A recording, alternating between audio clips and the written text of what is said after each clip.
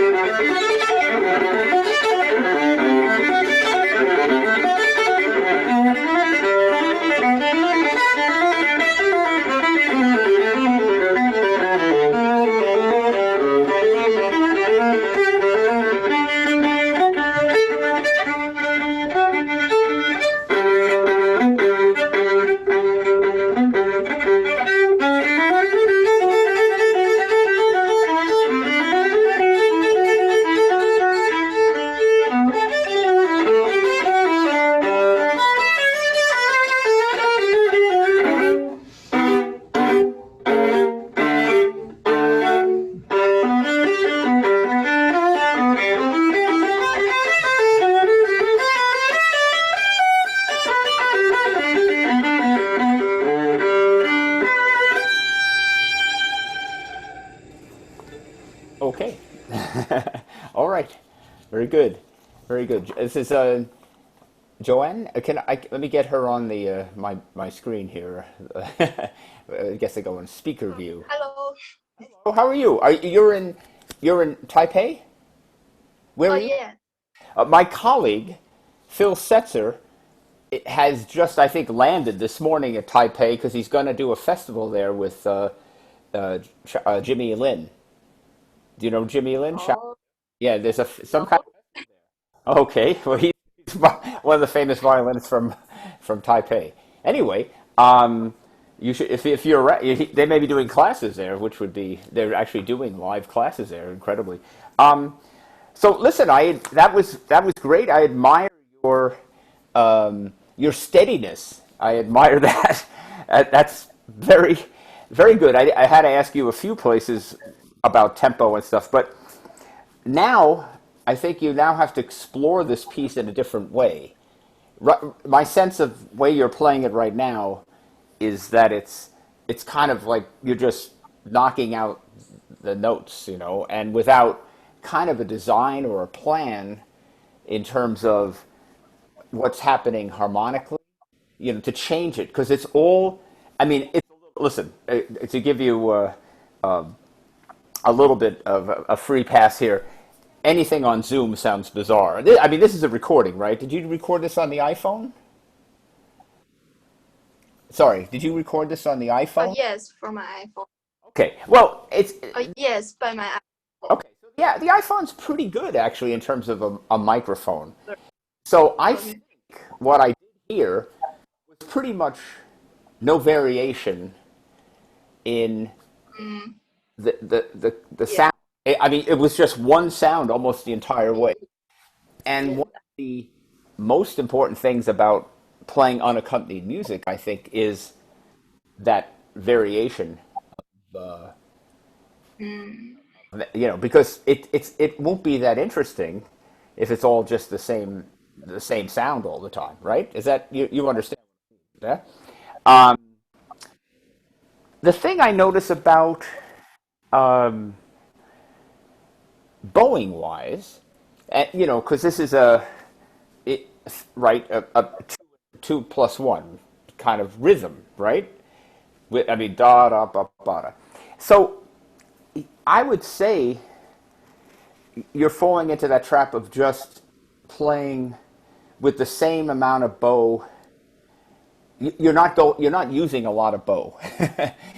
When oh, when I think about playing this kind of music, what are we trying to do here? What is the what do you what is your feeling about what the way it should sound? Meaning that we've had a lot of education about early music practices. Yes, there's been so much scholarship with that. There's been, and then there's you know incredible recordings that are done like the way you're playing is modern playing. Yes, you're playing in a modern style, what we call a modern style. I think I think what we should try to do as string players is to incorporate more of the early music style. Do you know what I'm saying? mm, I'm not saying yes. you're going to give up playing in a modern way, but if you listen to a gamba play, or in terms of early music, the bow it's a whole different thing with the bow, and the bow has I would say the bow has greater speed, you know, and it's a lighter kind of texture.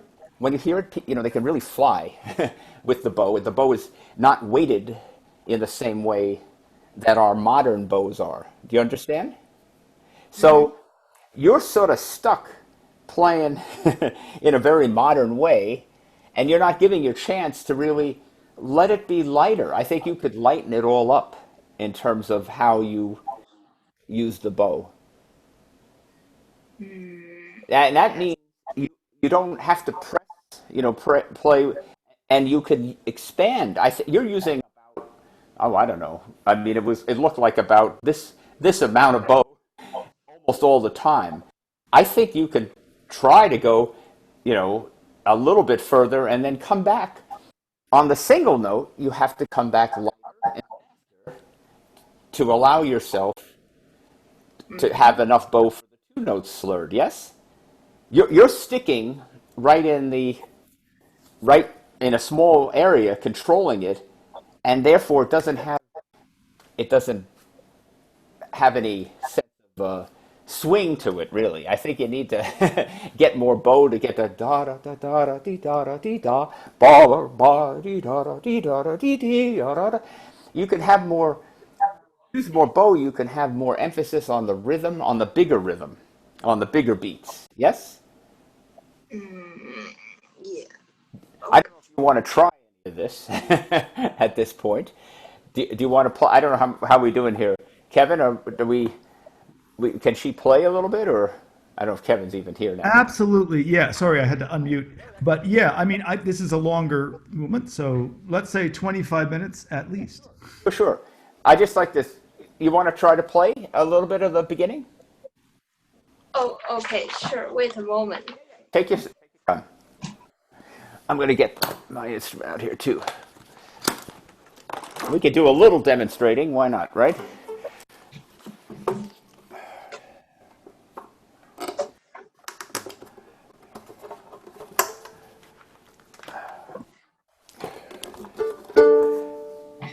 Okay, just play.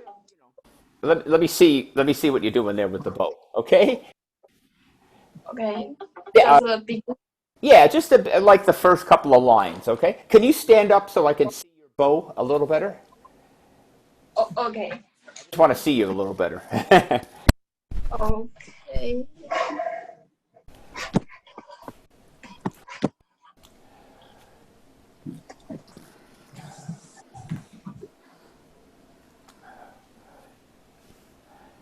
Okay. Better. Okay, that's good.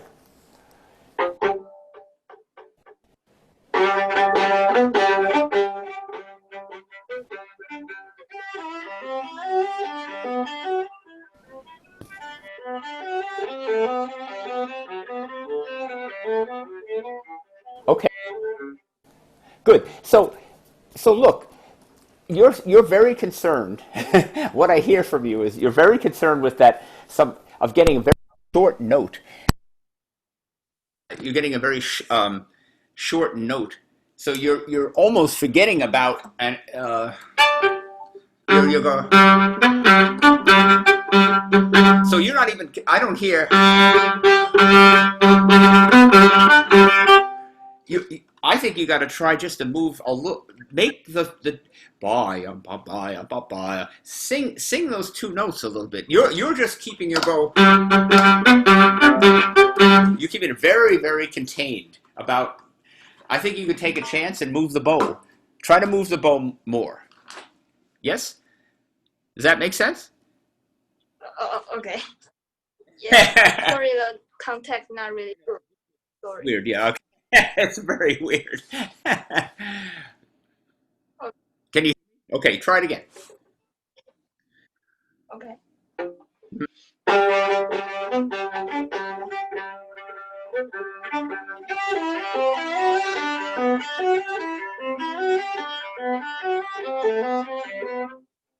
Okay, so look, there's also, I mean, I can it's just as let's talk about the music a little bit too. There's a lot of tradition. I studied this. I actually studied this with Lillian Fuchs and talk about a modern performance. That was a modern way of studying this. I've since come to a different conclusion about it, but she played it and it was very convincing. I mean, it was wonderful. But there is kind of a tradition where you can do echoes here, like the third measure is forte, and then the next measure can be piano. Do you have any? Has anybody told you about that? That when you have these repetitive things, you can have a choice to maybe make an echo. Has anybody mentioned that to you? Yes. But yes. Okay.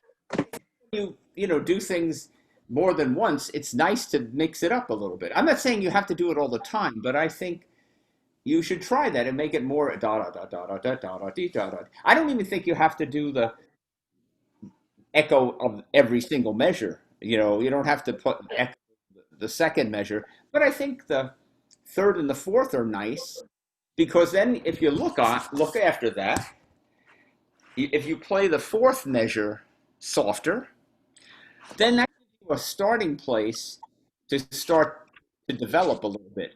I think you need to look at this music in terms of where you want to have uh, more joyful or more exuberant spots, and he gets to D major, and that's nice, right? Then, mm, later he starts transitioning and he gets into minor keys. I mean, it just have you looked at all of this? You should probably a good thing for you to do is to go through this and analyze harmonically what's going. uh-huh. Yes. So if you do that, then you can sort of say, well, this harmonically, what does that feel like to me? What do I want to say with that? Do I want to be, if it's minor, well, maybe it's to be kind of obvious about it. Maybe the minor keys should be softer or should be a different kind of texture. I think you need to look at that in the music. You know, Obviously, when you get down, I'm on at the bottom of the second page. If you have measure numbers, but you find that you get to C major. That's a big place. There's no question about that, right? There's pretty big key relationships here. Key important kind of foundational places that you could kind of emphasize. Yes, that's important.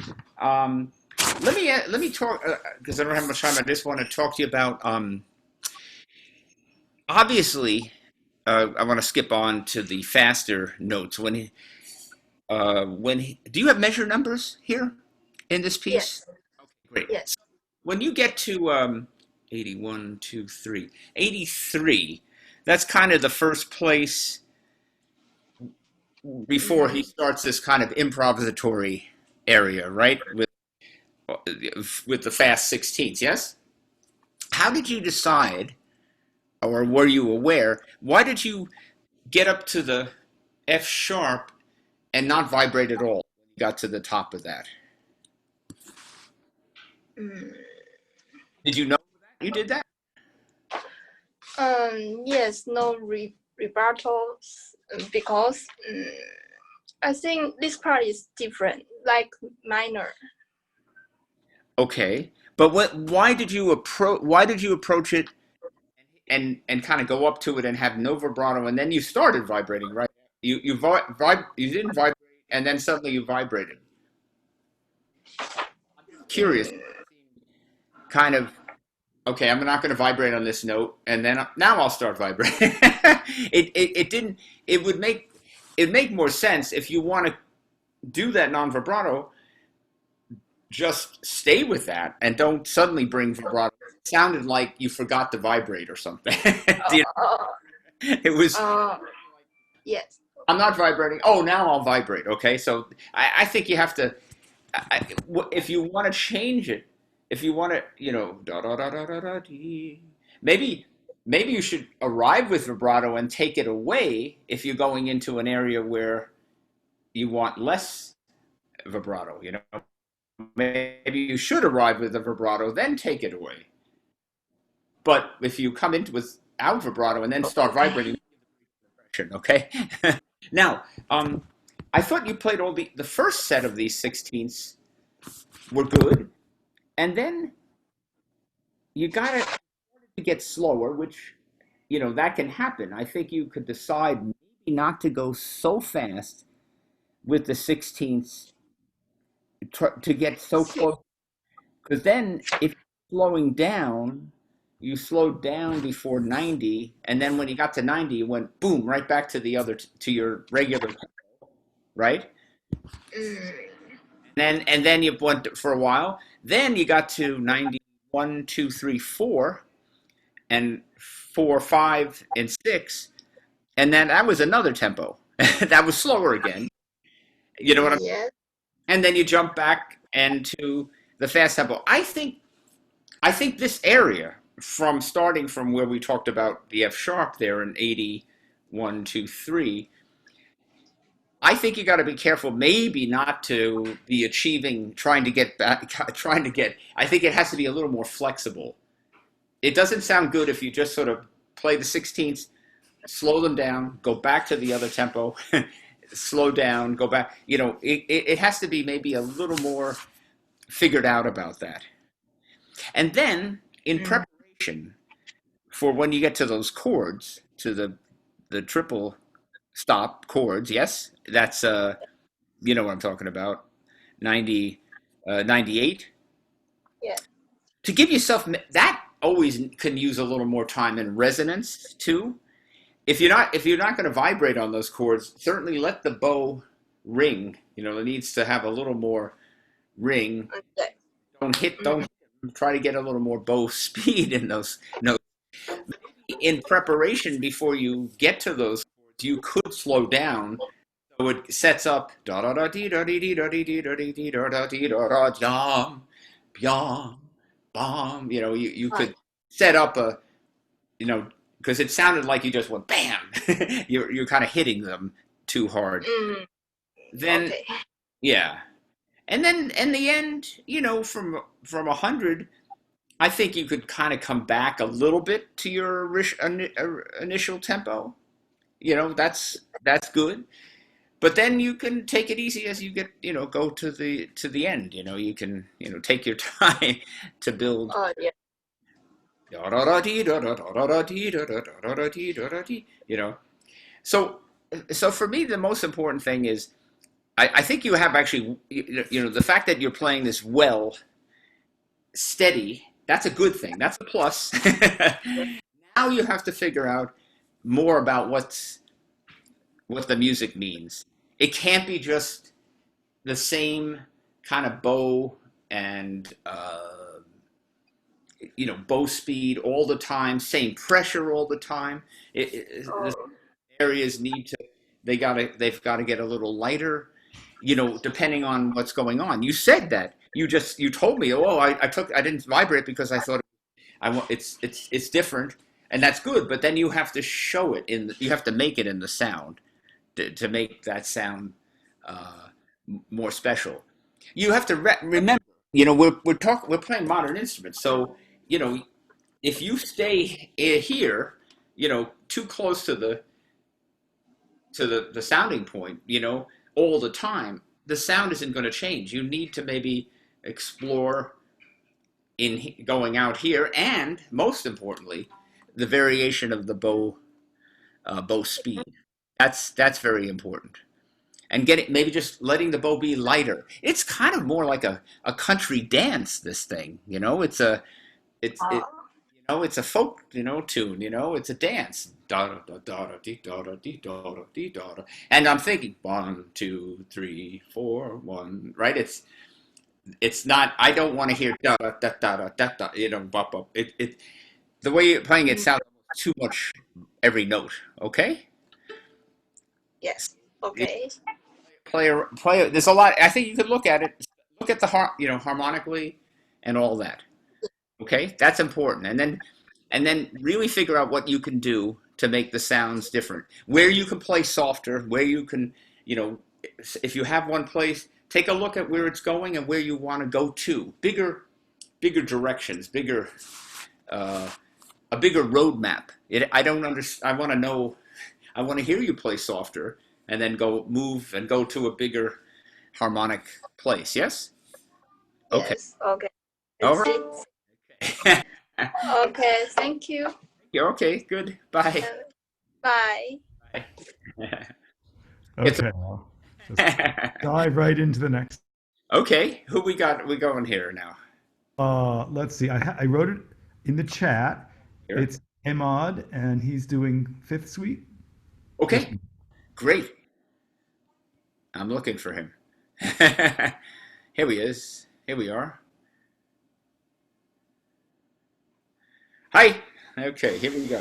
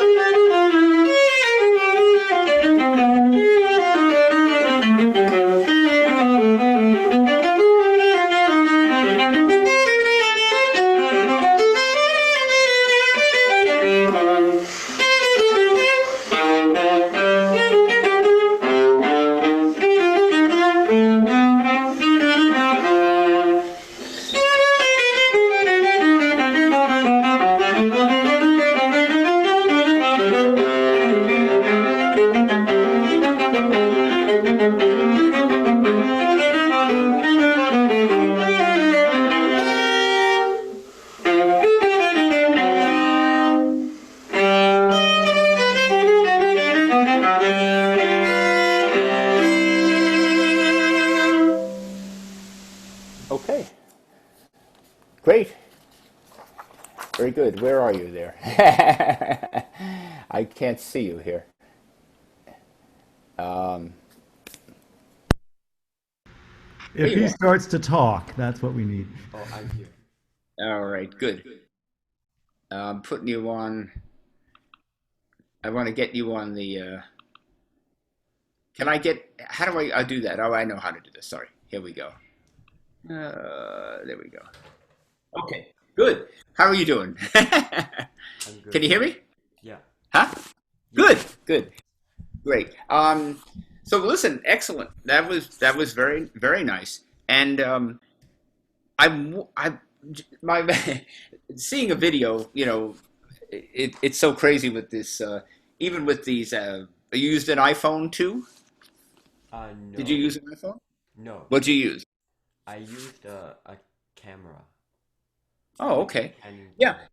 it's incredible how I don't know. Maybe it's over the internet or something, but even sometimes these the coordination between the sound and the video it doesn't always line up. It's crazy. Anyway, but I am seeing a lot. Just to let you know, and it's something you might want to consider. I had actually the same problem when I was younger too. You're moving a heck of a lot. I can see that from the video, and I'm sure people have talked to you about that. Yes, has anybody mentioned that to you? Okay, and you know it's okay to move.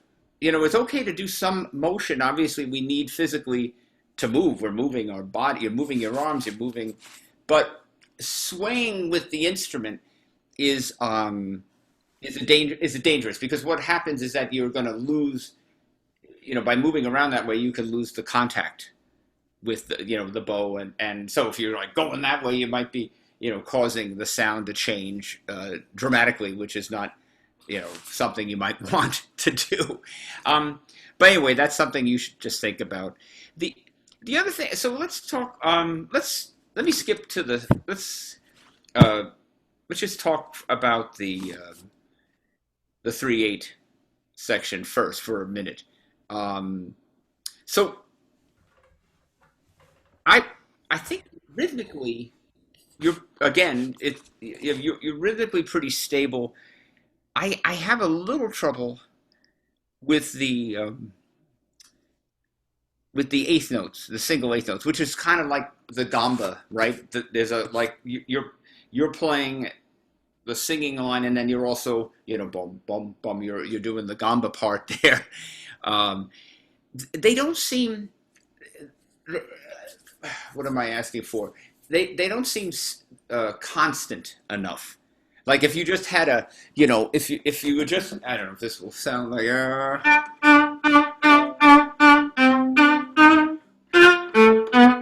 you know like you had some gamba right there below you, playing constant eighth notes while you're playing all the other stuff. Yes. So, but sometimes I'm hearing too much.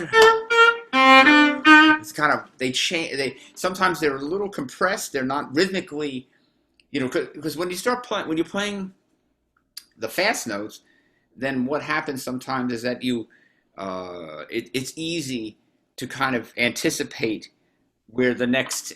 So if you go, you hear what I'm saying? Is that you can? It's easy to jump because you're in motion, performing.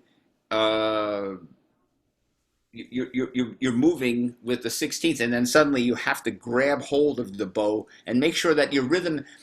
It wasn't bad. Let me say it wasn't bad, but I think you can do better with that. And being constant in how you play. What is that articulation you want? It's a little bit. Sometimes they're long, sometimes they're short. I think they should be kind of pretty much the same, and be really exact rhythm. Bach, of course, is uh, one of the most important things about uh, Bach. It's like a I don't want to say it's a metronome. It's a timepiece. There's this incredible inevitability of time in Bach, and it has to be. It doesn't mean it's metronomic in the sense that it has to be. It has to line up. Perfectly with a metronome. There's places to phrase. That's good. and then places to recover and get back to your tempo.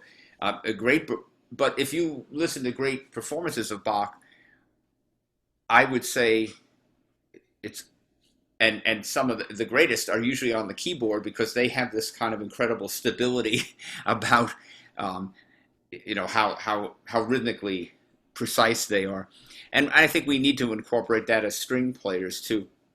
I had what was I saying?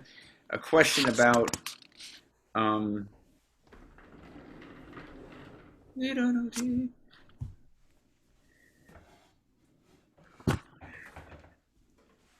let's go. Let's look at the. So let's talk about the prelude for a minute here. Um, Obviously, the prelude can have more um, flexibility, obviously, with the rhythm, but it also, and I think you could explore maybe, and I'm not sure if this is the recording. I was saying this to um, Joanne too, that I could use more variation in terms of what you're doing with the sound. When you, for example, arrive, uh, you're not giving yourself, like, you could give yourself a better chance to develop something even from the beginning. I mean, you play. I'm trying to figure out. I guess I was trying to ask you what how are you thinking in terms of vibrato and stuff. I can't get a complete read on that from your performance in terms of how you're thinking about that. How are you thinking about that? I was thinking of maybe um like picking out certain spots to put vibrato where it's like the more important places. I'm sorry. Say that again. I'm having. Oh, I was thinking maybe putting vibrato on like only the more important places. Okay. Yeah. No. I mean, vibrato is a big an issue can be an issue in terms of interpretation with Bach. I mean, I think it doesn't have to be overly done. Obviously, one.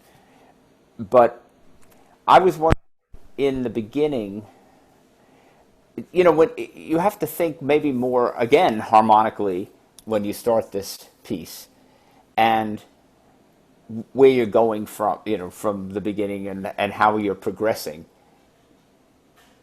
right? So you want to play? Could you play a little bit? I don't know how this will sound. This is always bizarre, but let me hear you play the opening one more time, okay?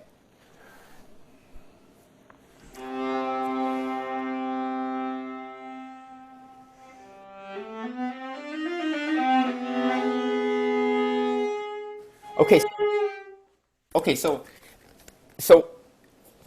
you played the C, and you had like a bit of vibrato on the C, and you didn't really change. You might give yourself even more chance by letting that dissipate more, the C, and starting from the G a little less, because when you went up to the chord, it didn't really sound like it grew to that. You know what I'm saying? Yeah. So let the C just, nobody's counting here. Nobody plays that measure. Nobody's playing that in time. I've never heard, there's no recording that would, it just, he's just C, and we don't know what that is. C major, C minor, we don't know. It's a C. But by playing it and maybe taking the the color out, then right away, he's moving. He's already going to diminish. So it's like, wow, how quickly he's. So you don't know what's happening. Maybe you should make that more apparent that it's unknown what you're doing.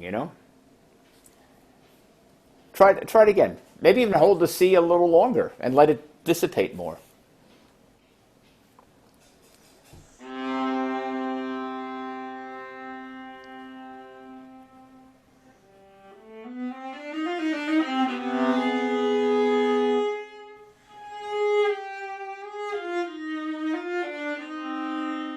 Hey, good. I like that better for me. Now, when you went to the chord, um, it's you arrive there, but then you kind of let it disappear right immediately. Maybe it's such a, it has still has so much tension. That whole measure has tension. Couldn't that go further? Like you got up there, yeah, dee da. I think yeah, dee da dee da da dee da dee, boom. So in a way, you're starting from the beginning and then getting right back to the C again. So maybe that's a longer line. That's what I'm saying. I think I'd like to hear you play with longer lines. I wasn't clear on where, but you don't have to do it that way. But I'm just saying I wasn't. It didn't. It was a little bit too kind of note by note for me. You want to try it again?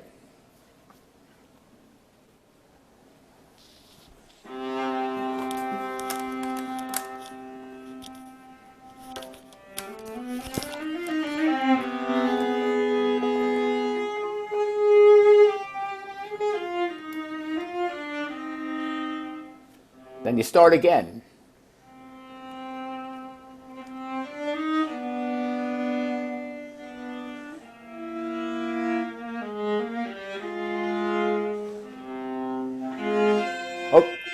Okay. So you have measure numbers, yes? Yeah. Okay. So I love what you did there in three, and you started that again. But what about keeping going through five to keep that going? You know, and then keep it harmonically developing there. Because I love the way you started that. I don't know. It's just a thought. It's of a longer phrase. You want to try from three.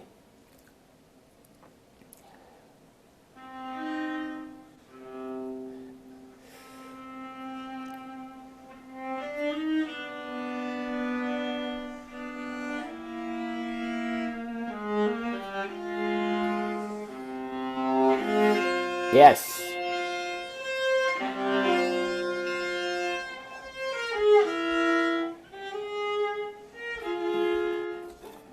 Yeah.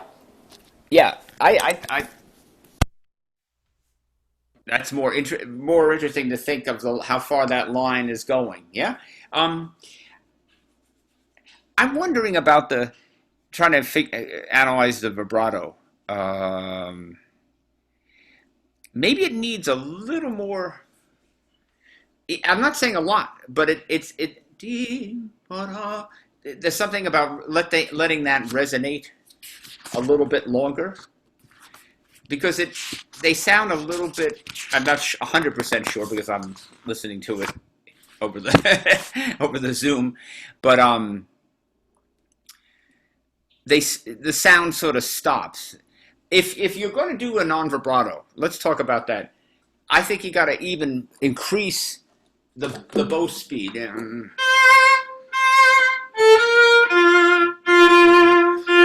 So let the bow create the resonance is what you're going to do. But if you don't, if you stop the bow and don't let the bow ring and don't have vibrato, then the notes will die. So maybe a little more bow speed on the dotted on the not the dotted well on the longer dotted notes, right? The dotted eighth notes. Maybe because it should they each of those notes should be going to the next one. Yeah, try that from six.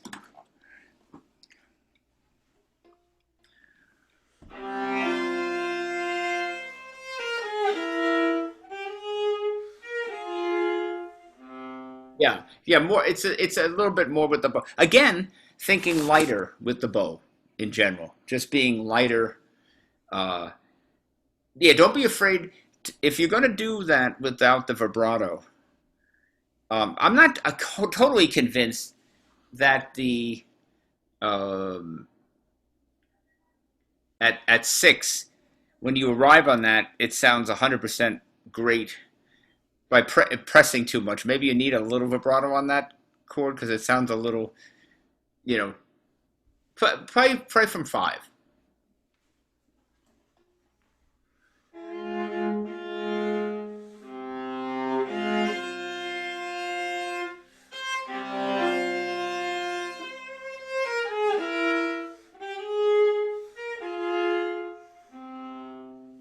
Could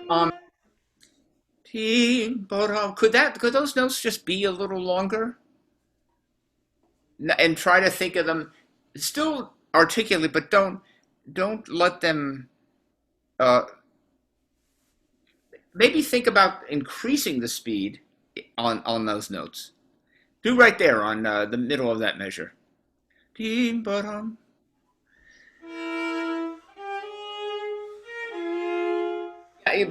Before you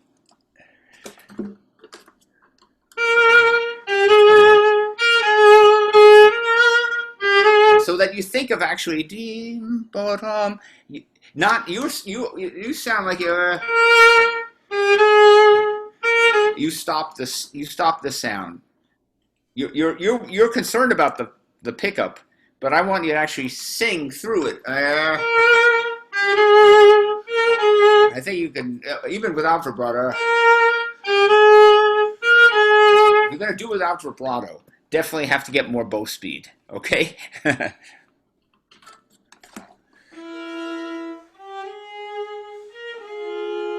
Yes, you hear that? You hear that? That had let it ring, and then maybe just release the pressure, but don't stop the bow so it keeps ringing. Okay. Let's go because I don't have a lot of time. Let's go to the 3/8 for a second here.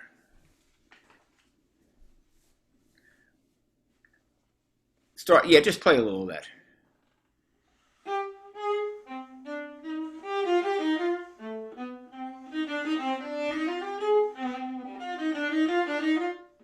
I'm thinking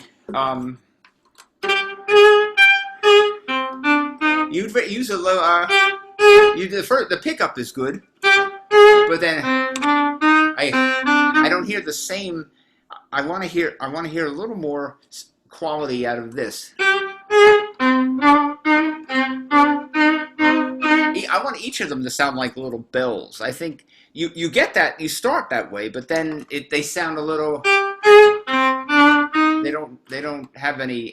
They lose energy right away. See if you can put more a bell effect in there.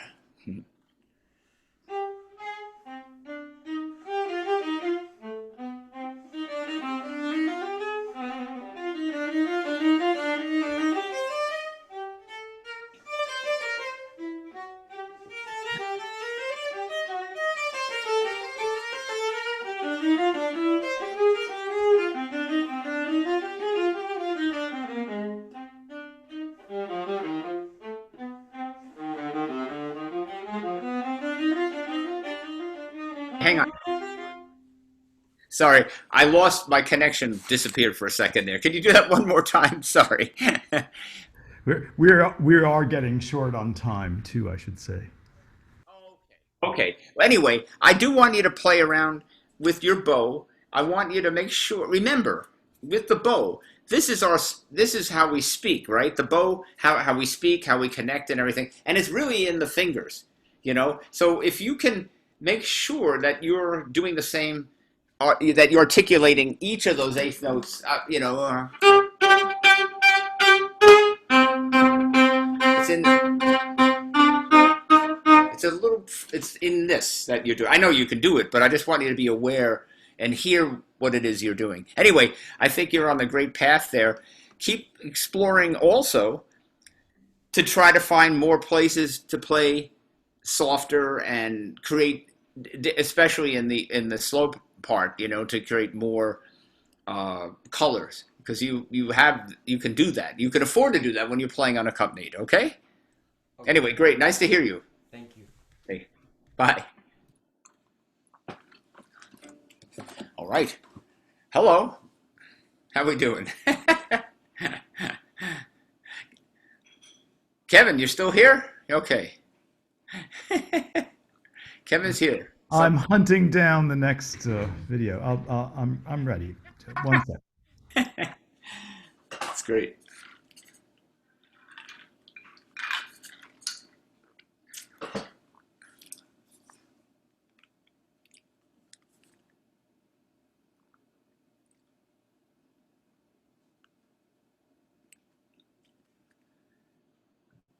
Okay.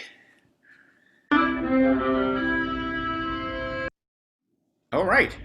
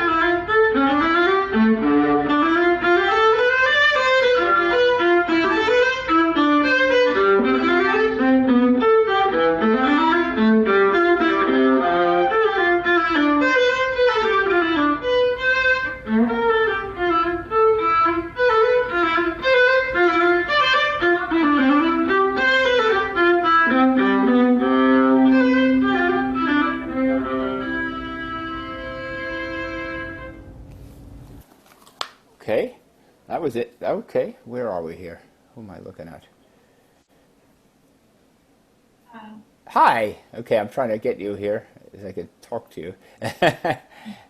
Where are you? I've lost you. There you are. How do I get? There we go. Hi. Good. You know, it's a dance, right? The Allemande. Yes. Um, it this I would say it sounds a little bit that you're suffering from that you're playing a modern instrument, and it just has a little bit. It doesn't have enough. I don't. I can't say that your tempo is wrong per se. I mean, it's bad. Maybe it could be a little faster because the Allemande. These dances do move along. Um, but what I'm thinking is it's got to have a more energized feeling in with the bow. It's a little bit lagging in terms of it has there. Is this, all those are very kind of heavy and they don't bounce. I think it might do better even going a little faster, but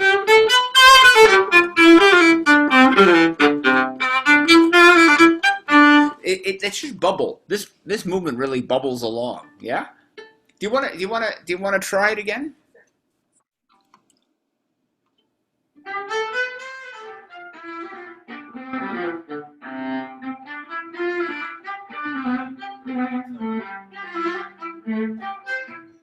Right. So I think what you're doing with the bow there is you're going. Are you playing? I didn't see. I'm sorry. Show me what you're doing in the beginning slowly.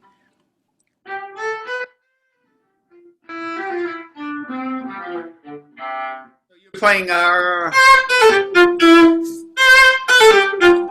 that what you're doing? No, I'm doing down. Okay. So with the separate 16th at the end. Yes. Okay. So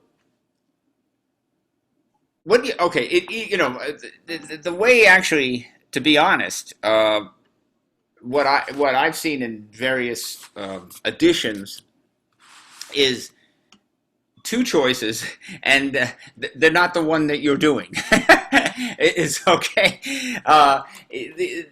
What I've seen from people are trying to interpret these things because they're not. It's not clear. Obviously, the history of this, right? That his wife copied it, and it's nobody kind of sloppy. We can't really tell, but from the scholarship I've seen, the two choices would be.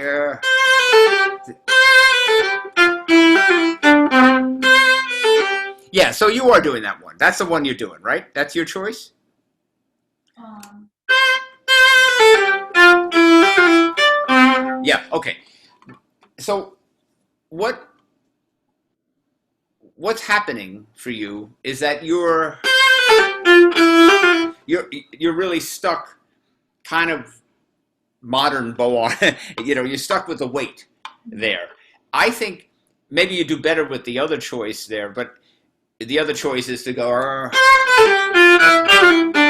is to play the first note separate and do. But I don't think you have to. Let's stick with the one that you have. All right. But you're not going to be able to go. You're using very little bow there because you're worried to get too far away. Yes.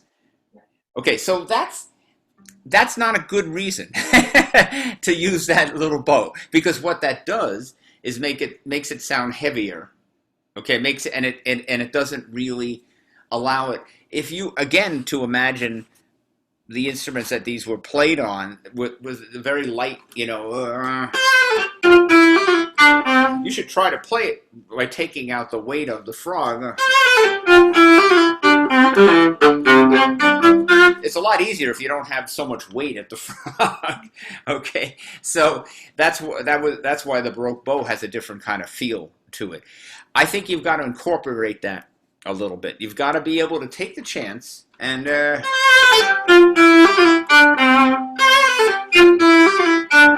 so you got to come back quicker.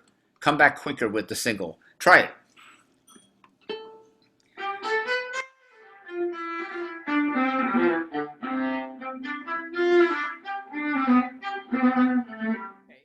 You did it for a while and then you went back to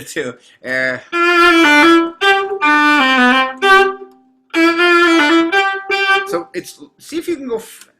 You're doing about this much. You're staying about here, right? You're not getting much. So go a little further. Go at least like 3 or 4 more inches if you can.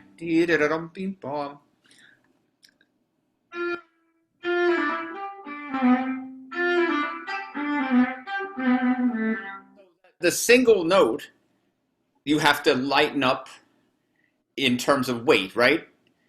And fly back quicker. Yeah, that's going to be more the style. Okay, with this, you got to try to let it take.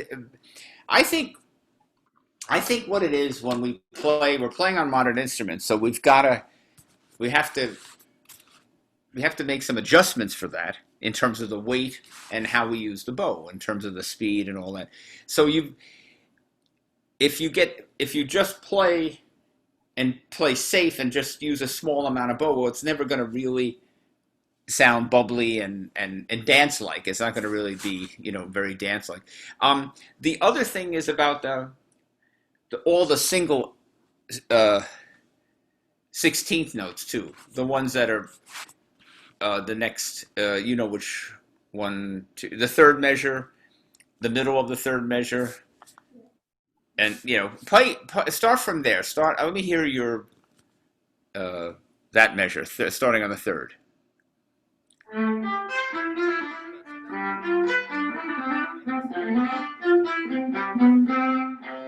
I think that those things are really again the kind of the gamba part, the extra person playing next to you.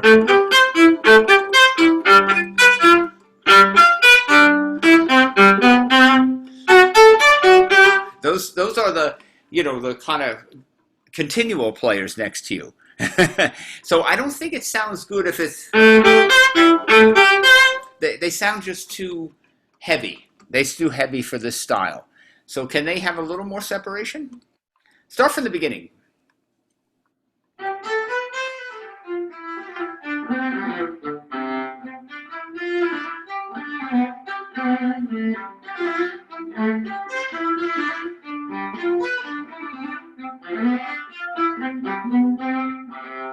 That's better. Where I could use you, I thought the beginning was good. I think you need from the.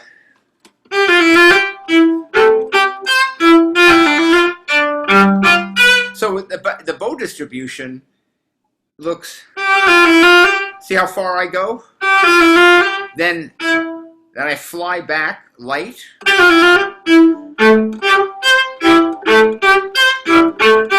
Those are kind of like little scoops there.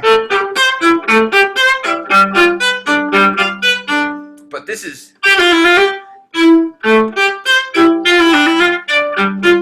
So I'm really singing through the 30-second notes more. Okay. Your bow isn't moving enough there.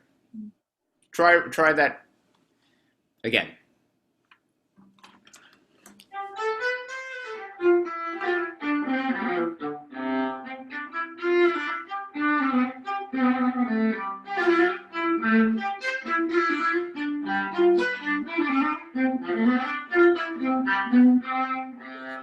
This since this is probably the biggest problem of this movement. What I see is you move your bow, and then you slow down, kind of getting ready for the next note. I want to see you just do this as an exercise. Just let that bow move fast and let it ring. Let it come off. Let it come off the string. Come off the string. And next one. Don't slow the bow down. Yes. So that's the one gesture, and then you have to start the 16ths. So if you let the bow ring like that with the bow speed, it gives you plenty of time to go back and quickly get your bow back. But if you stop the sound and the sound stops, then there's it's harder to get it going. You'll have a dead sound there. Yeah, I'm almost going towards the 16th note. I'm actually going towards. I'm singing through, and then once that note I've sang, I quickly get my bow back to where I can play this because that's comfortable here, right? But I want to use the bow to make it ring on the singing notes on the 30-second notes. Yes. So it's a different. What it is that you've got to explore the differences of what you have to do. It's like it's incredible with Bach because if you just play it, with the same kind of bow speed all the time, you can't really do anything with it. It's just not gonna. It's not gonna happen. Does that make sense? So that's a good exercise. Then you should just separate the singles.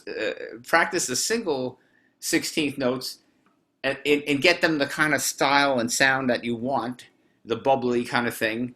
All of them. There's so many, and then the quick, fast notes with more bow and let them ring, right? Because there's a lot of there's a lot of singing stuff there, but you got to move the bow on that stuff. We might need to. What's that? Go on. We might need to go on. Okay, that's good. Those are basically the two big things there. Okay, thank you. Okay. How we doing here? We good? Okay. Okay, excellent.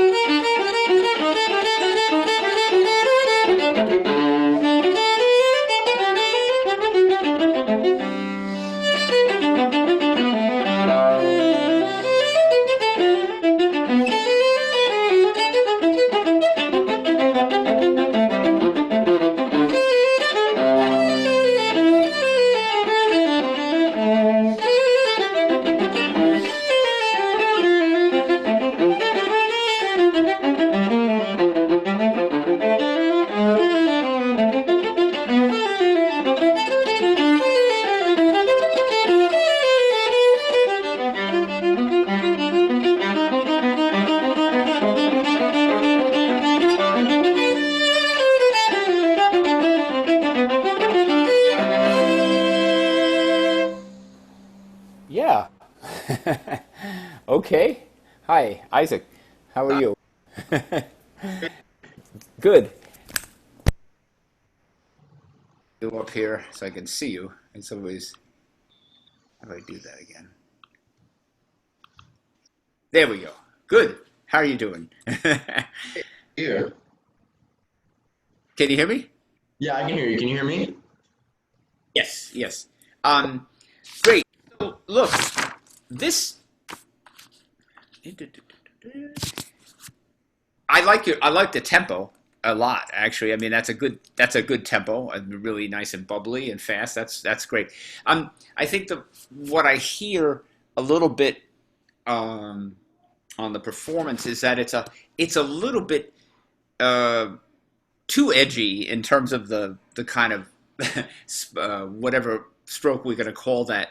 I think it probably could be a little friendlier sounding. It could be a little more kind of embracing uh, the early performance thing. It's a little that's sounding a little too modern spiccato-ish kind of sound. It's too short in a way. I think you know you can let it.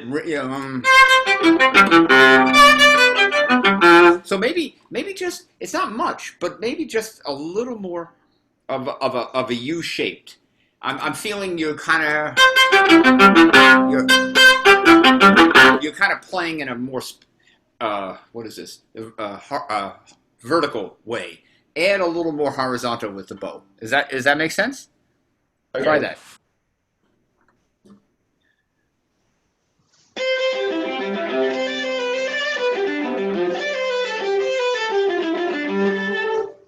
So yes, I want that, but I don't want to. I like the rhythm that you had, so I don't want to lose that either. So you were going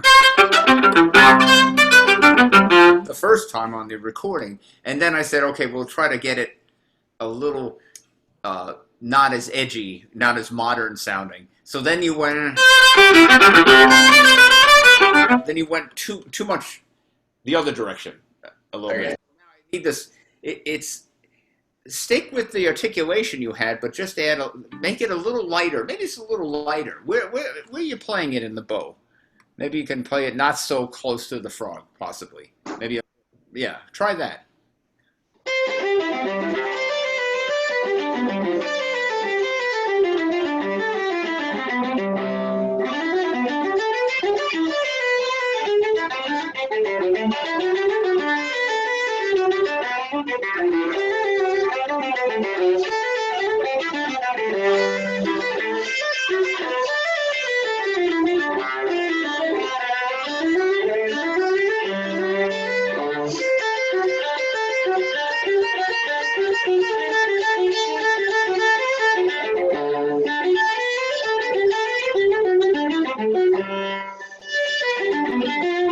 Good, good. That's a little bit. That's better.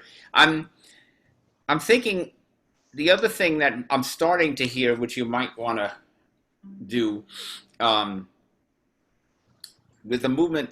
What gets difficult is when you have a slur of three notes and then the single three notes. Uh, it's easy because it takes a different kind of speed in how you're moving the bow, that they can become a little bit unstable, right? Because I was hearing a little bit, and I'm not sure if it's the Zoom or what, but I heard a little kind of a rushing, yeah. When after you came out of the slurs, then the yeah, too much, too fast all of a sudden, So what I like to do with this kind of thing, in terms of practicing, is to take out all the slurs as an exercise. Maybe you've done that already. I don't know. Have you done that? Did you ever try that? At tempo. Sorry? Not like at tempo. Yeah, well, it'd be good to see what that feels like at this tempo, and just, it's kind of like training yourself. It's like doing something completely opposite. And the other thing you can do is to do it, is to also do it all slurred. So, because it's also being able to jump, from one string to the other, to jump over two strings, just kind of building up different abilities in your bow arm, because that's really what it comes down to. To be more able to be incredibly metronomic, so that you don't have to be metronomic. Do you know what I mean? In other words, to play this just really steady, it's a lot of gymnastics, right? It's a lot of jumping around and all that stuff. So how do you get used to doing that? So I would do that. I would practice it in different ways, all slurred, no slurs, and just, it's a good thing to practice with a metronome, all with Bach. Certainly scales and all that stuff, but it's good to throw on the metronome. With the Bach, you can, at a phrase point, you could say, okay, start again. But, there's certain areas in Bach that should just be very stable in terms of the rhythm. Can you do me Kevin? Can you do me a favor? If he's still listening, I wouldn't mind. Could I? Because Yeah, I'm here. It's so fast. Could you play that recording one more time for me? Sure. Yeah. Oh, wait a minute. Of course, I just took it off. Oh, it'll be a second. That's fine. That's good. Keep talking. Yeah. All right. Okay. So if you were to practice, you said practice with metronome. When you do something like that, do you have like dedicated metronome practice time, or is it just kind of like constantly have the metronome going? I think it's always good. I think there's a lot of good tools with practicing that are there. I mean, you guys know better than we do. You're more I have, when I'm practicing, I've got the old-fashioned Dr. Beat, because it's loud. I can also do it off the iPhone, but I kind of like this thing because it's, especially if I want to be really crazy, I could put on the Dr. Beat and I can put all the eighth notes on and go tick tick tick tick tick like a machine, and see how that. I don't go that crazy necessarily.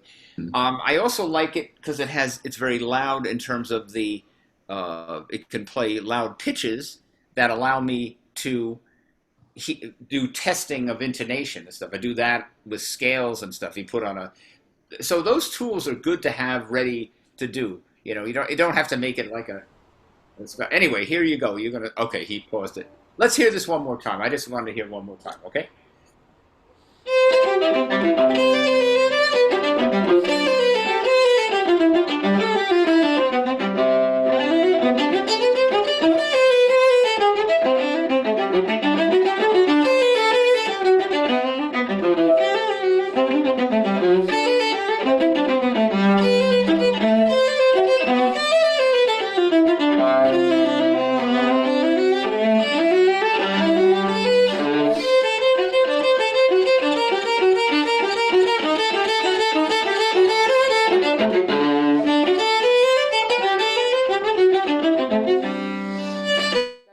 That's good. Okay, so what I do here now, I just wanted to because it went by so quick the first time. So your tempo, your general tempo, you start off bam really fast, which is it's great, but it starts to lag. So maybe it wouldn't hurt for you to to make sure y things sound fast if they're steady, and controlled. I'm sensing a little bit with your when you play out sometimes these eighth notes that they're not you're not really controlling them enough with the fingers. Does you know what I mean? Yeah. You kind of they sound a little bit like you're kind of just kind of you're not like yeah, I don't feel like I can really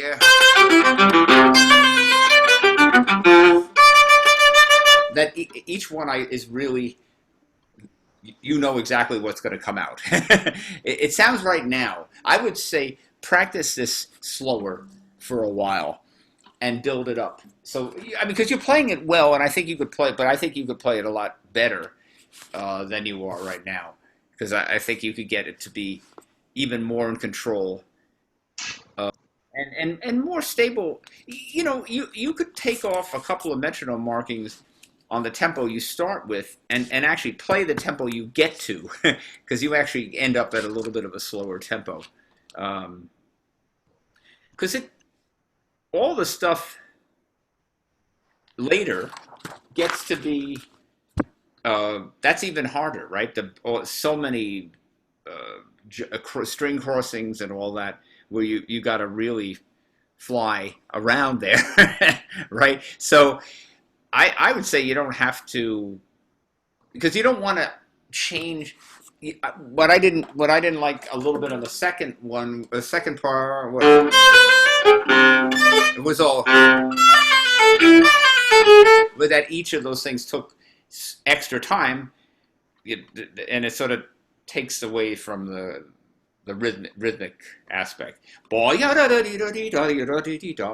mean, they could be maybe a little length, but it shouldn't really sound like a different rhythm. That happens in people playing Bach is that if you take too much time it's a technical reason too because you got to jump the strings. But I think you have to keep those things, the quickness of your wrist to turn and to jump the two strings is that has to happen a little quicker too. Yeah. Okay. Good. And then just a little detail on the. You could start some of these sequences. I was just thinking the end. You could start even softer in there in the minor, uh, and then have even more range of sound because this goes along kind of the same kind of sound. I would say let's make sure you have even moments of playing soft, and then maybe as you start that and you add more bow to create let it ring, let it build up. Okay, so yeah, you could play around with getting a different bunch of colors in this movement too. It was a little bit just too much the same sound. That's my biggest thing with unaccompanied. It's got to have variation because it doesn't. It's only that can happen with any music. If it sounds the same all the time, it starts to be uninteresting. Okay, all right, good. How are we doing, Kevin? Are we good here? We're on the next one already. Here we go. Thanks.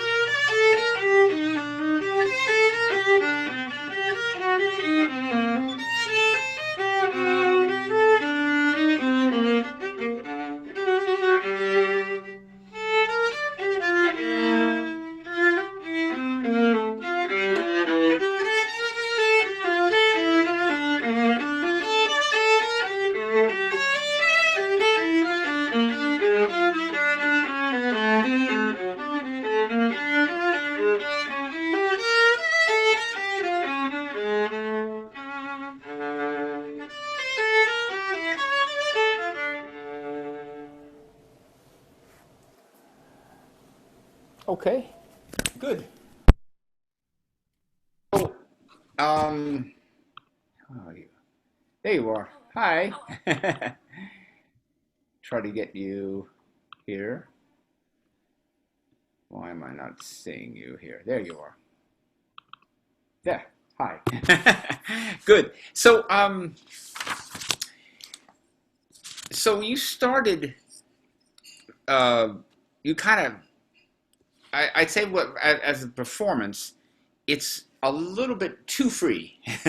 It doesn't. It's a little bit like you start one tempo and then it generally just gets a lot slower and sort of stays there. I think it's taking too much time. It doesn't. It's not a dance. It sounds a little bit. I would say maybe too.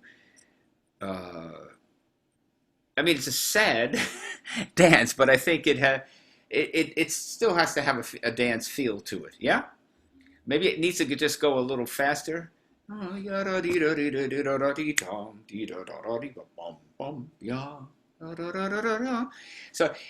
mean, you get to these different spots, but then it has to kind of keep recovering. I'm losing.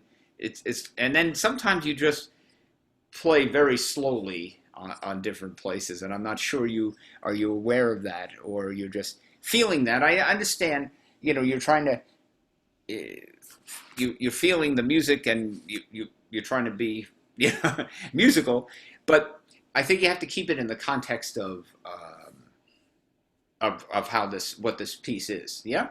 Um, can you start again? Can I hear you play a little bit? Yeah. Put this on, I can hear better.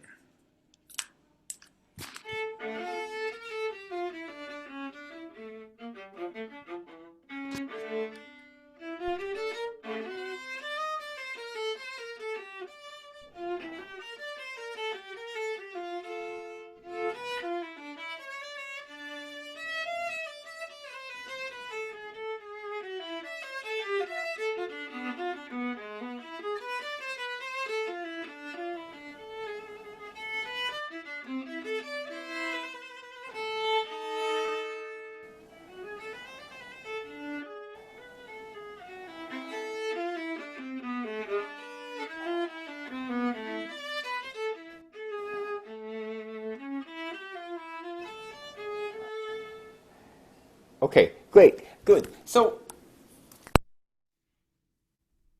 that I'm seeing. Oh yeah, sorry. I don't know what that is. I'm trying to get my. What the heck came on here? Can you hang on 1 second? Something has gone crazy here. Let me see what I'm doing here. Okay, shut that off. Okay, good. All right. I have this thing with my 15-year-old son that he has Spotify, and it comes. I have the same. So it comes on, and I'm like, what is that? All right. So technically, the problem here in this piece again. One of the hardest things that we have to do in Bach is with the da da da ba ba, the three and the one. Yes. So everybody has that issue because it's very much like it's an uneven amount of bowing, right? So you have to be able to come back quickly with the single 16th, and I've been speaking to almost everybody about the same issue. It's been it's very challenging because these instruments that we play, it's a certain kind of, we have to dig in a little bit to get the sound, especially on the lower strings. But then if we slow the bow down, then it sounds too heavy, right? It sounds, and then we don't move through them fast enough, and then we have to recover more quickly. So in general, I think you, again, can get more bow speed going on here. You know, it just needs more.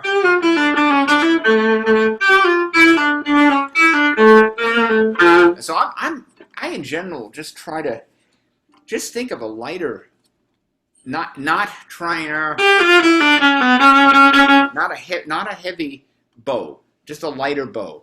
Obviously, we need that. You can let the chord ring, and then get going. Let me see. Let's start the beginning of this again.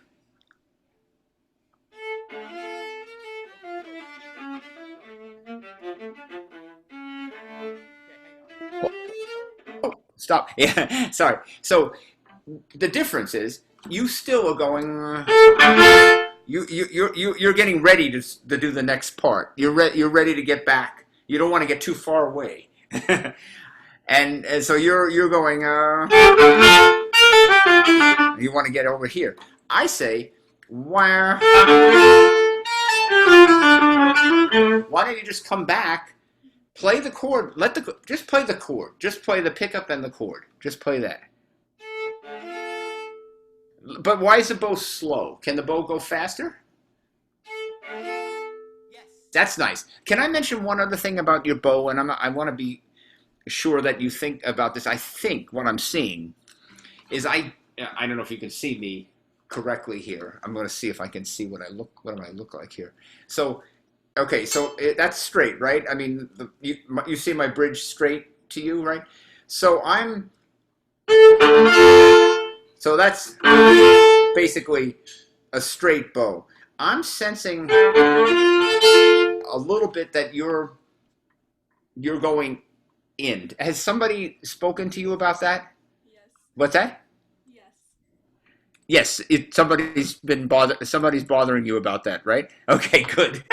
I just wanted to tell you that's important. Keep, get a mirror and keep watching that. It's not like you have to be, it's like got to be, it's got to be perfectly straight to get, like a railroad tracks. It's not about that. What it's about is, and there's times when we want the bow to move away from the bridge. Yes, I mean we want the bow to do lots of different things. But a good image is to think about that and this is not necessarily applying to Bach, okay? But if you're playing and you want to keep sustained, you should think almost of going away from your body. You're going away so that the bow is actually almost, and this is exaggerated, but it almost looks like it's angled the other way because I'm going out. And then on the way back, it's that way. And that keeps it by, the physicalness of the bow will kind of be pushed in by this angle. It is pushed into that. And this, likewise, on the up bow, it comes back in. Anyway, that's something, that's not necessarily what you want to be doing in Bach. So in the Bach, it can just go, but just light and let it go. Yeah, go out a little further. Let it go faster. Yeah, but I still want to see it. I want your arm to go. Maybe I'm just going to ask, if you bring the scroll and you go to your right a little bit. Yeah. Okay. See, and turn so you're more straight at me. Turn your whole body. Yeah. Okay, now try that.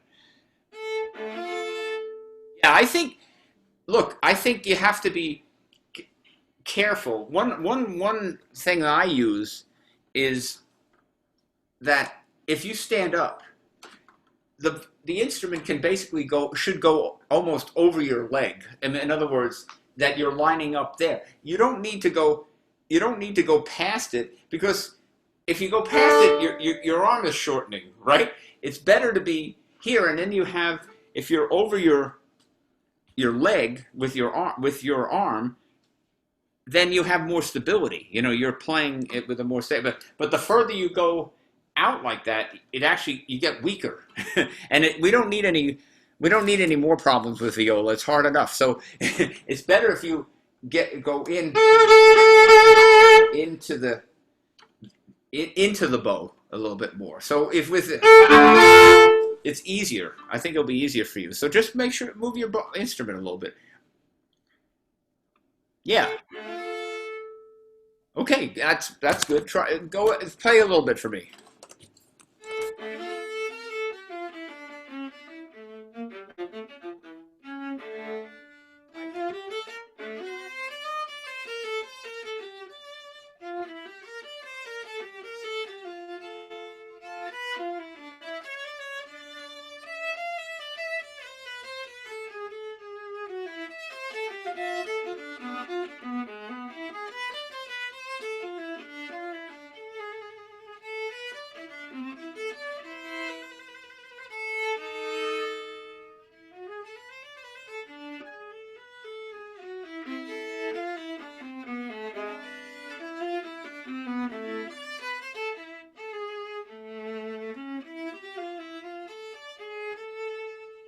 Great. Okay, good. So I just got to ask you a quick question here musically. Um, you have the bar measure 10. So is there any real reason why you want to play that so slowly all of a sudden? Is that just some idea? I'm curious because it's very funny because you go, you suddenly play that very, I think if you're coming out of that flourish, yeah, I think you should just keep it going. If you want to slow a little bit at the end, that's okay, which you did nicely. But I think you don't need to suddenly have that measure slowly. So look, the things I see is again trying to figure out how to use more bow in general for you here. You you you still really don't want to take a chance and use a lot of bow after that chord,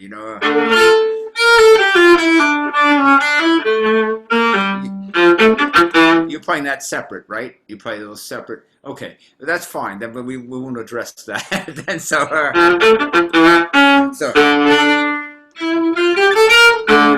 then I think in general you've just got to expand on the bow you're using. You're playing the whole thing about like here at most, and you're missing a lot more. It won't resonate as much then without that. Let's go and look. Do the second section. Start the second section for me. Wait. Sorry. Let me hear this. I have to hear it on this thing. Go ahead.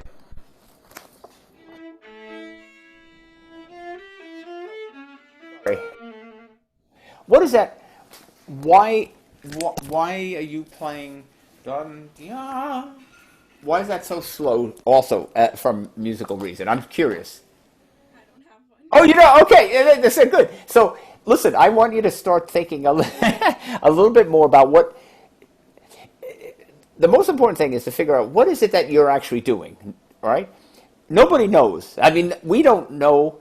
You have to be confident and project what it is that you're trying to do. Nobody gets to that place of perfection that doesn't exist. We try, but we're always thinking, oh, well, I can do that or more. But we have to be careful to make sure we aren't doing anything kind of just random without thought, because it's easy to get into habits. I would say for you in this for practicing as a project for you is to it's to do some work with the metronome on this movement, because this movement is tricky that way because there's a lot of technical challenges here. When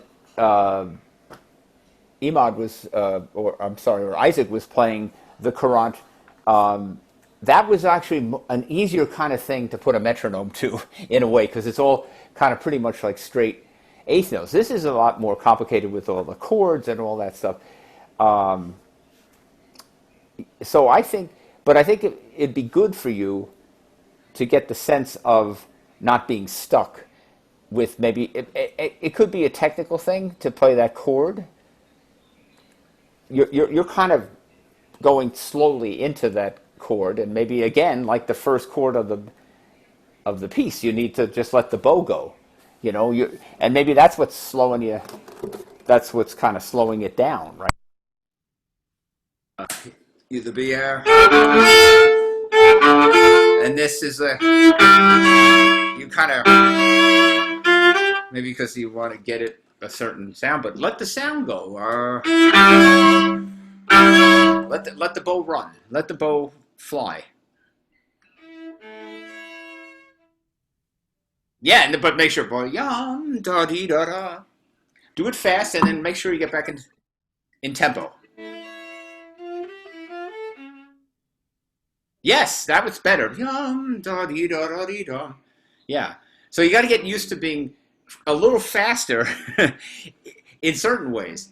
I think these chords, they have to really, maybe you don't use the whole bow. I'm maybe pushing you to go too far with the bow, but I want to see you use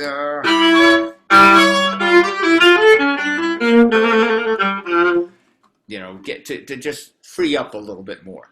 And that has a lot to do with the fact that we are playing these modern instruments. It does have a bit to do with that. But the thing is not to get stuck with slow bow speed, which doesn't sound... The things that sound more beautiful in terms of bow... There's three things you can do with the bow. I always have to say this. It's kind of a tradition. You've got the contact point, right? Where how close you get to the bridge, and the more focus as you get closer, how much downward pressure. But the most interesting is the variation of the bow speed, and that's actually and the variation of the bow speed can be a million different possibilities, maybe more, right? I mean, it's just fast. It's not just fast, slow, or lots of pressure, little pressure. It's the combination of all that stuff, and you need a lot. In this movement particularly, it actually throws a lot of different challenges into this movement, So, but I would work with the metronome a little bit. I'd also do the same thing I was suggesting. I think I said this to Isaac too. Is maybe practice it without any slurs also to get just to feel it in time in an easy way. It's just different ways to approach it. But go to the metronome a bit and play with that. It will be frustrating because you'll go like, wow, I can't play. Some things will be easier, and you'll probably go too fast, and then certain things will be harder, and then you won't be able to keep up. And you say, wow, the metronome, it just keeps changing, But the more you have control of the time, then you can start, adding whatever you need in terms of the phrasing and the musical and the sound and stuff like that. Bach is endless. I mean, there's endless ways to interpret it. But you start with trying to build up foundational work with, trying to use more bow, trying to get the resonance of the bow to work more for you in time as much as you can, using that. Okay? Good. All right. Great. All right. Here's Victoria. Okay, hang on. I'm coming. Get the headphones back on here. Hi, okay. Here we go.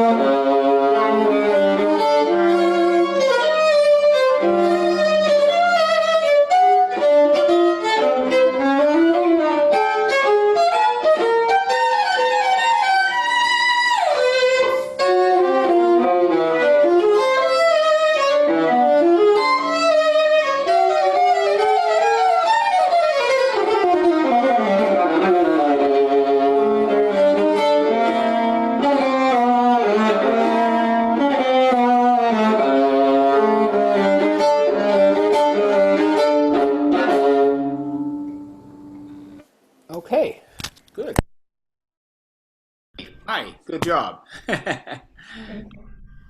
Good. So, I got the score up here because I was kind of a few things I was just kind of wondering about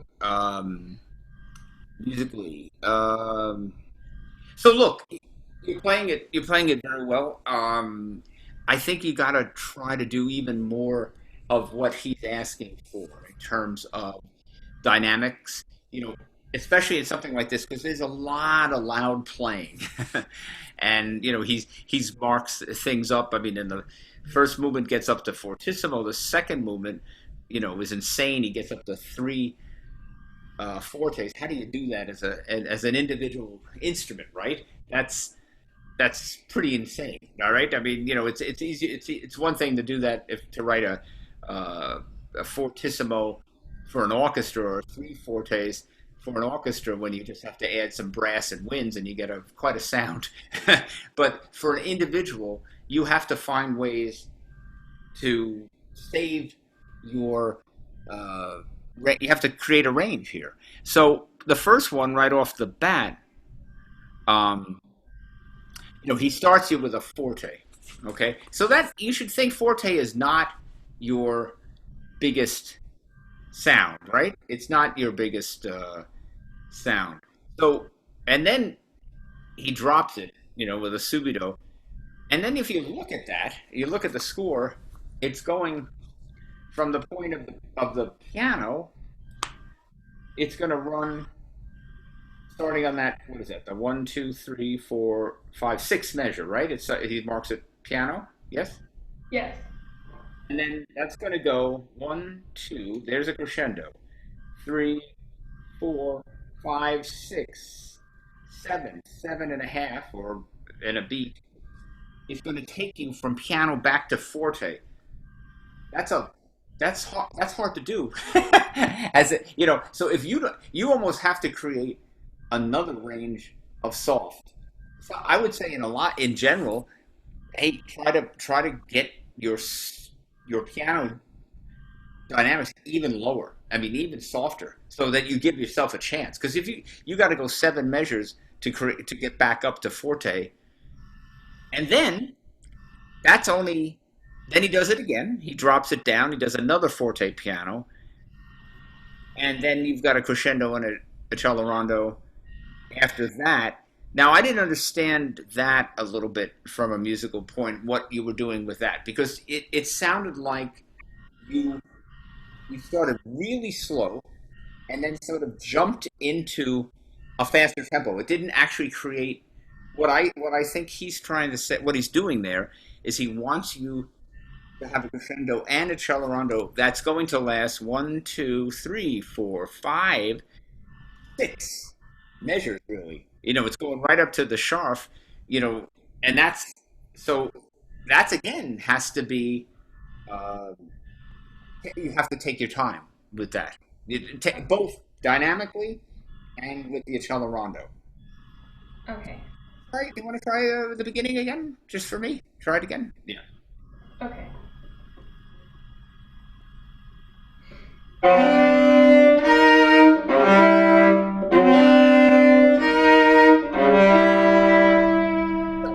Sorry. So let me ask you about the sound here.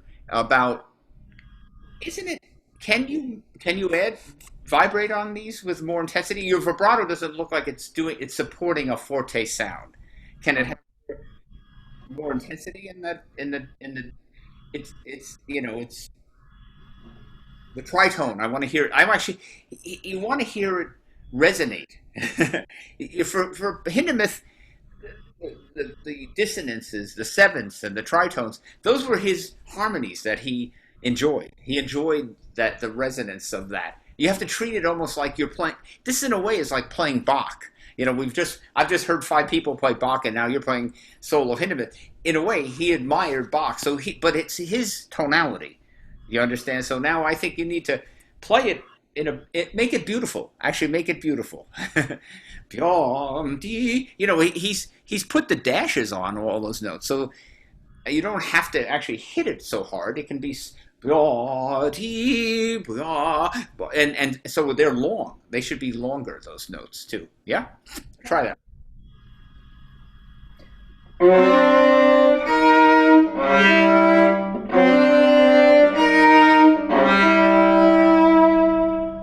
For each of the three note chords, can you not separate?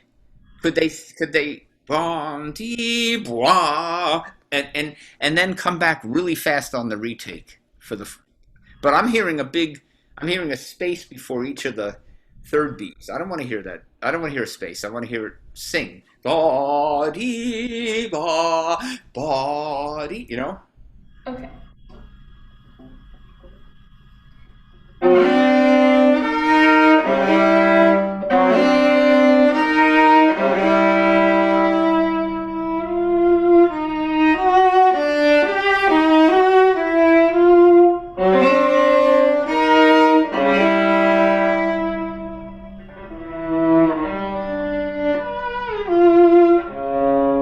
So I don't feel I want you to commit to the forte right before the next subito piano. You need to, go. You're giving it up real fast. I think you need, the return da dee ba, then drop it. But you get to the last triple stop, and then you kind of just it makes a big diminuendo. Why don't you go towards that note more? So then the piano becomes a little more like you take your breath away in that. Yeah, Okay. try that. From the beginning again? Yeah, and your intention was right that you dropped you dropped the sound before you had to do the hairpin. That's a good thing. I get that, But you could kind of let it move, ya dee da dee da dee da dee da, you know, kind of move in that hairpin a little bit with the time too. Okay. That will help it.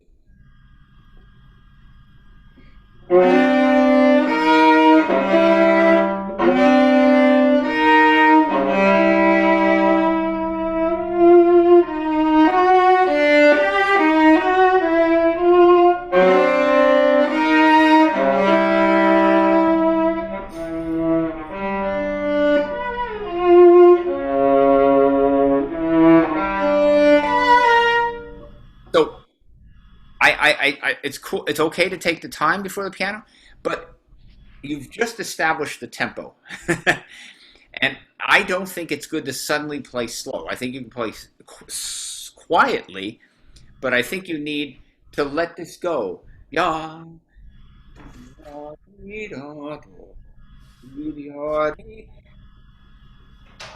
think you have to make sure your tempo is what you established. You've given us a tempo. I don't mind the phrase of the studio piano, but then I want to make sure you recover your tempo. Start right there. Though. Start the 1, 2, 3, 4, 5, fifth measure.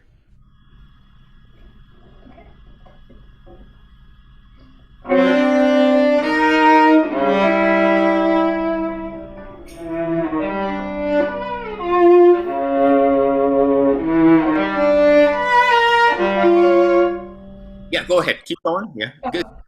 Piano.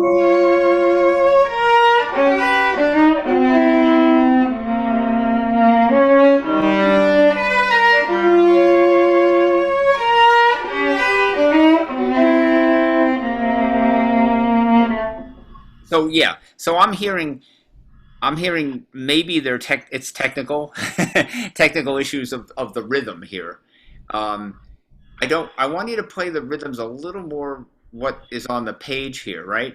Dee da dee da da dee dee da dee da da da dee da dee da. Play that. Make sure the triplets are steady.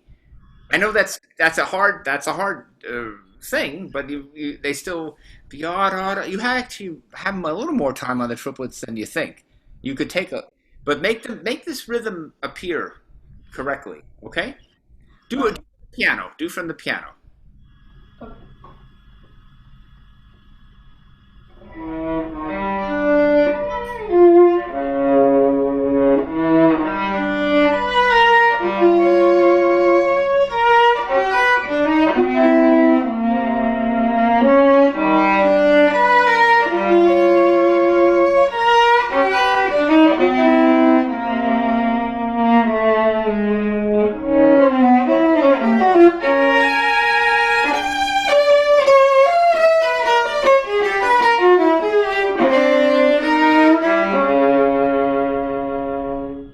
Yeah. Okay. So again, you could probably. I mean, it's hard for me to tell from the Zoom but I think the the piano can stay a lot. It can stay piano a lot longer, Okay. and then you did some motion there, and that's fine. I mean, you moved ahead, and that's okay. And I'm not saying that's you know that's an interpretive idea, and I think that's a good one. But it needs to make sure that it gets up there with a crescendo.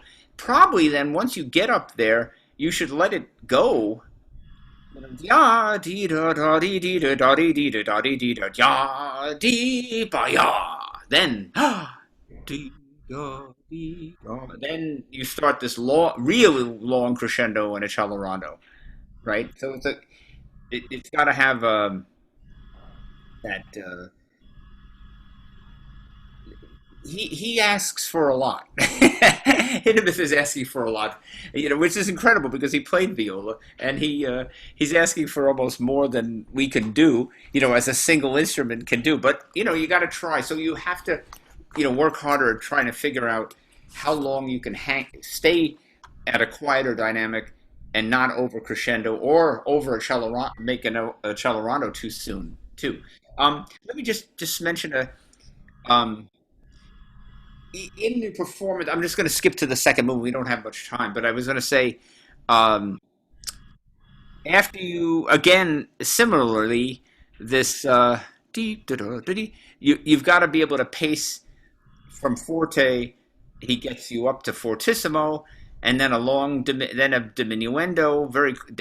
That actually happens very quickly. Another piano crescendo to a forte, and another the big one and then up to the fortissimo, and then you start that whole middle section there. That middle section has to be more silken and more, absolutely way over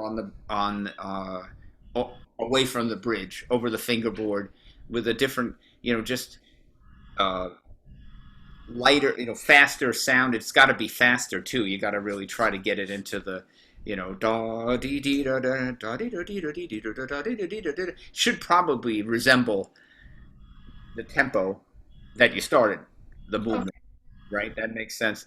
But it's got try that there. Just start right there. Well, play your tempo. Play the beginning. Play the beginning of the second movement for me. Okay.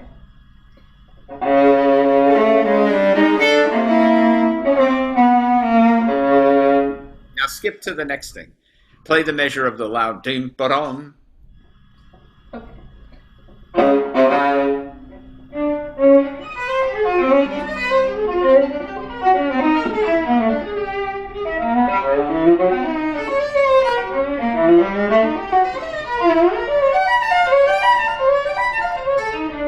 Okay. Okay, great. But I think you've got to set. If you're talking about fortissimo to pianissimo, you've got to find a bigger drop. I'm looking at your bow. You're doing pretty well. I think you got to try to even get to with then like out here. So it's almost like you're going to force your audience to really have to listen to you. And what do you're doing up bow, right? You started and then you play down, right? Yeah. How much more bow can you get on this? Start right there. Let me see what you're doing.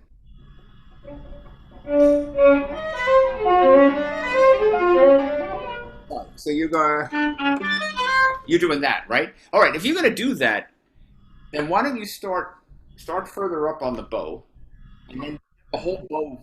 So you go yum ba then stay there. Do the measure, the loud measure,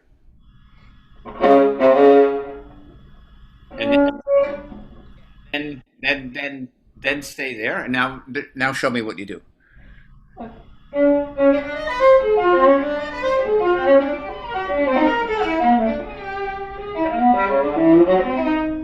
I can't. I'm not 100% sure this is accurate because of the Zoom thing.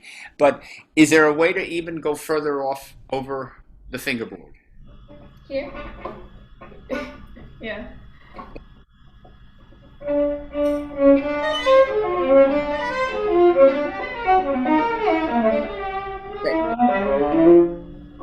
What you have to try to do, a project here for you, is how are you going to cross the strings with the least amount of work, basically. Least amount. It seems like maybe your hand is a little too tight with that. I mean, it has to be very. We don't want to get anything involved with the arm or anything, but you want to be able to just hardly cross the strings. Like you just, it's very easy, to, to cross the strings. You don't want it to sound like you're crossing. You don't have time. You don't have time. You have to kind of. That's not easy. I guess you're gonna have to. But I don't want to see the way you're doing it now at this speed. I think you need to go back with it and try to get and at the slower tempo, really go.